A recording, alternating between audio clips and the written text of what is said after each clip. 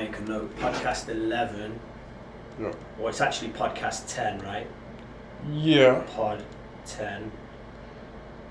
And then in brackets 11. It's going to start at 1 hour 17 approx. Okay. You ready? Yeah. All right. Clap. Hello and welcome to the Be a Better Boss podcast. I'm your host, Iain Highfield, and this podcast is dedicated to transforming the world through transforming the workplace. Today's topic is a game changer for leaders. We're going to focus on influencing behavior, not being right. Many leaders can be driven by ego or driven by the pressure to deliver results. Often this leads to prioritizing and proving that they are right in every situation. But leadership isn't about being right. It's about inspiring others to take the right actions. It's about influencing behavior, fostering motivation, and creating a culture where people feel empowered to grow and succeed. In this episode, we're going to focus on why influencing behavior is more important than being correct. We're going to discuss motivational interviewing, a phenomenal framework for behavioral change. We're going to look at timeless lessons from Dale Carnegie's book, How to Win Friends and Influence People. So, let's dive in. Now, as a leader, it's natural to want to be seen as competent, knowledgeable, and of course, right. But the quest to always be right often backfires. It shows ego over effectiveness. When leaders prioritize being right, they can dominate conversations and dismiss other ideas. They alienate team members. This can create resistance rather than buy-in and undermine trust and collaboration. Behavioral arguments that surround being right. Winning an argument doesn't guarantee behavioral change. In fact, it often entrenches people in their positions.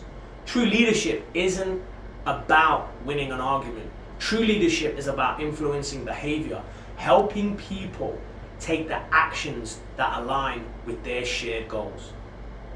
Leaders should value impact over validation. The goal of leadership isn't personal validation, it's impact.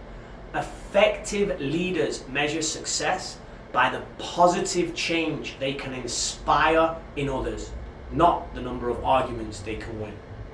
As Dale Carnegie said in How to Win Friends and Influence People, you can't win an argument.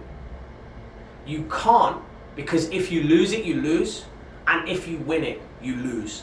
This advice reminds us that influencing human behavior is far more important in the corporate world than being perceived as right. A great strategy or framework that leaders can use to shape and influence human behavior is motivational interviewing. It's a powerful evidence-based approach that helps leaders influence behavior by meeting people where they are.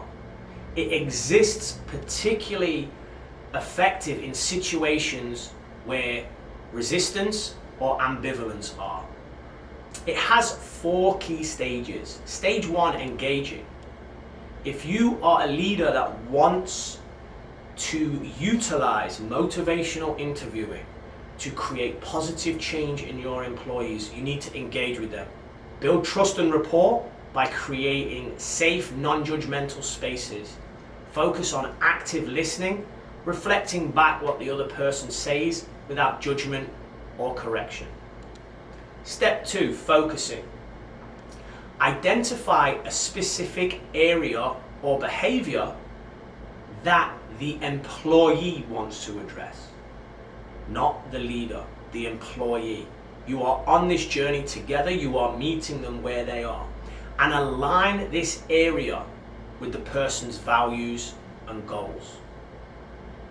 For example, if one of your employees, if it sounds like they want to be more organized, rather than telling them to be more organized, because you've been an active listener and engaged and and focused, it sounds like you want to feel more organized at work.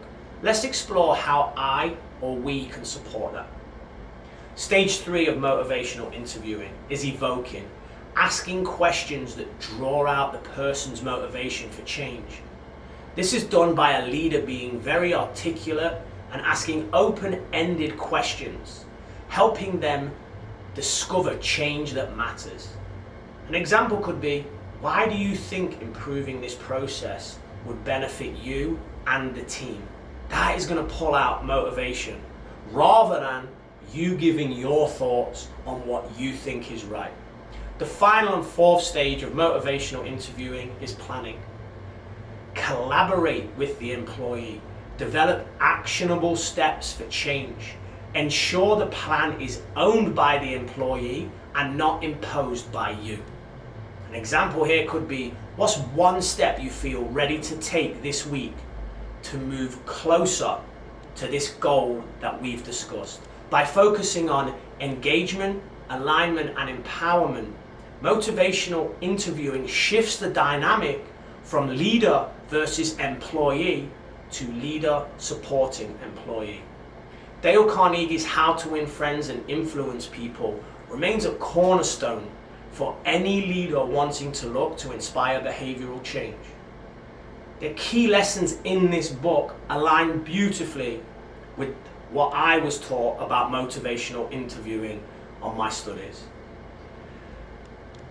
Begin in a friendly way. Conflict creates resistance. Starting with warmth and understanding opens the door for collaboration. The other person feel that idea is theirs. Help them think that. Let people be more committed to your ideas by helping them believe they've chosen this. Guide them to their own conclusions rather than imposing yours. Talk about their interests. When leaders connect goals to employees' values and motivations, they foster intrinsic motivation.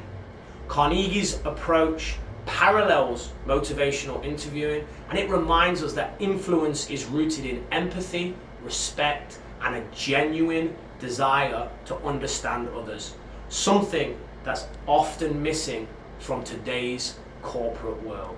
So how can leaders apply this approach? Well, you gotta make a shift. You've got to shift from your desire to be right to more of a desire of wanting to influence human behavior. You've got to adopt a coaching mindset. Leaders are not dictators, they are coaches. Ask questions instead of giving orders. Focus on understanding your team's challenges and motivations. Use these MI techniques.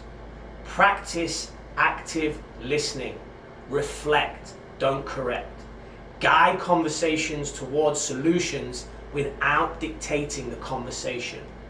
Focus on the process and not the outcome, as we discussed in previous episodes.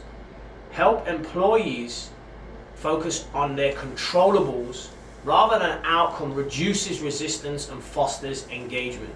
So ask questions around processes and how they can engage in the task rather than questions about outcome metrics. Recognize and celebrate small wins. Reinforce positive behavior with acknowledgement and appreciation, and be patient. Behavioral change takes time.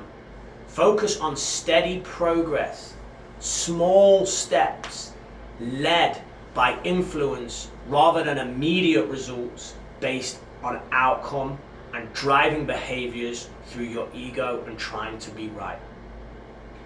Influence over being right is so important. Leadership isn't about winning arguments or proving your point. It's about inspiring action and creating positive change.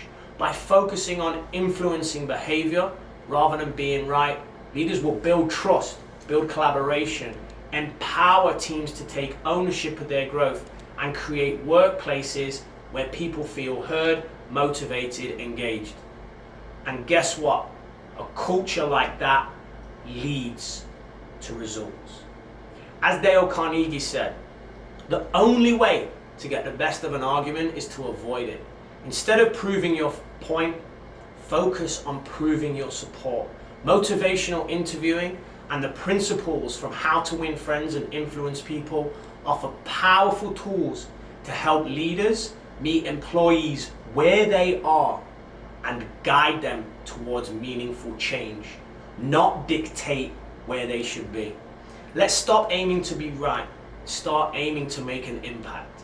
By shifting our focus, we can transform workplaces into areas where people will want to come, want to be engaged, and begin to thrive.